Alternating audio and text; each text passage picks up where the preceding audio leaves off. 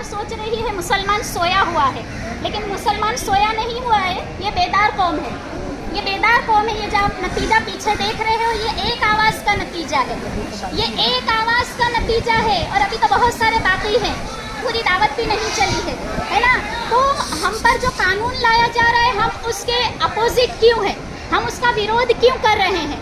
देखो, हमारी शरीयत ने हमको जो कानून दिए हैं, जैसे मेरे लिए मेरे शौहर के हुकूक, शौहर पर मेरे हुकूक, मैं माँ हूँ तो मेरे पर बच्चों के हुकूक, उन तमाम हुकूक से हम राज़ी हैं।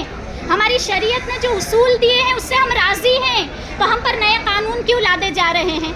और संविधान के मुताबिक, है ना, आर्टिकल 26, 28 और 29 के मुताबिक हमें अपने कल्चर को फॉलो करने की इजाज़त है। यानी हर मज़हब का लोग, है ना, हर मज़हब का इंसान अपने मज़हब को फॉलो कर सकता है, वो भी आज़ादी के साथ। तो हमको तो हमारे मज़हब को फॉलो करने के लिए हमेशा कभी हिजाब पर डांटा जाता है, कभी ट्रिपल तलाक लाया जाता है, कभी हमारे नबी सल्लल्लाहु अलैहि वसल्लम की शान में गुस्ताखी की जाती है। बार बार मुसलमान ही क्यों आ रहा है, बार बार मुसलमान इसलिए आ रहा है कि बेरोज़गारी का मुद्दा पीछे हट जाए, बार बार मुसलमान इसलिए आ रहा है कि शिक्षण का मुद्दा पीछे हट जाए, बार बार मुसलमान इसलिए आ रहा है कि औरतों और बच्चों की जो इज्जतें लूटी जा रही है ना, वो मुद्दा सामने ना आए। बस मुसलमान मुसलमान करके हर मुद्दे को आगे लाया जा रहा है, सारे मुद्दे पीछे हैं। फिलहाल गुजरात की सरकार पर 3.25 लाख करोड़ का कर्जा है, लेकिन यहाँ क्या लाई जा रही है, यूसीसी लाई जा रही है। सरकार तल पापड़ हो रही है यूसीसी लाने के लिए। पहले हमारे सारे मुद्दे हल करो। किसान आज तक खुश नहीं है, किसान को आज तक इंसाफ नहीं मिला, है ना। तो कहा कि तुम लोग सिर्फ मुसलमानों पर जुल्म क्यों करते हो।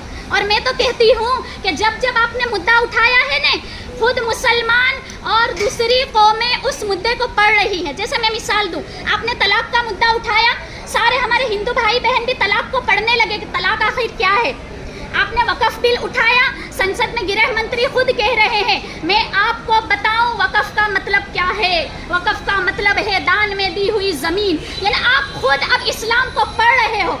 हमें तो बड़ा अच्छा लगा, इस्लाम फैल रहा है, हमको तो बड़ा अच्छा लगा।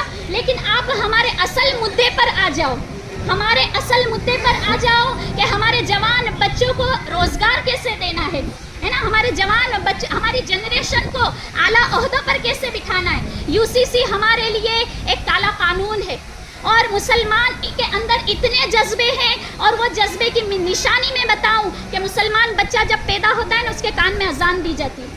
तो कोई मुसलमान सोया हुआ नहीं है, वो जज्बात वाला है, वो जागा हुआ है, उसके अंदर ईमान के शोले भड़क रहे हैं, है ना। उस चिंगारी को बस आग बनाने की देर है।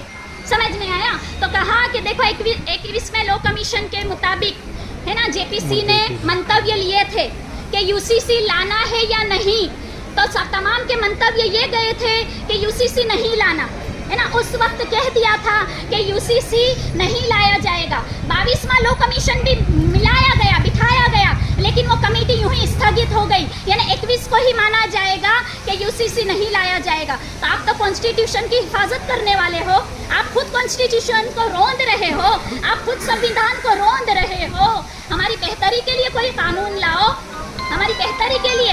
और मोदी जी यूँ कहते हैं कि मैं मुसलमान औरतों को अपनी बहनें कहता हूँ, तो बहनों के लिए तो ये कानून, हम तो कह रहे हैं हमें ये कानून पसंद नहीं है।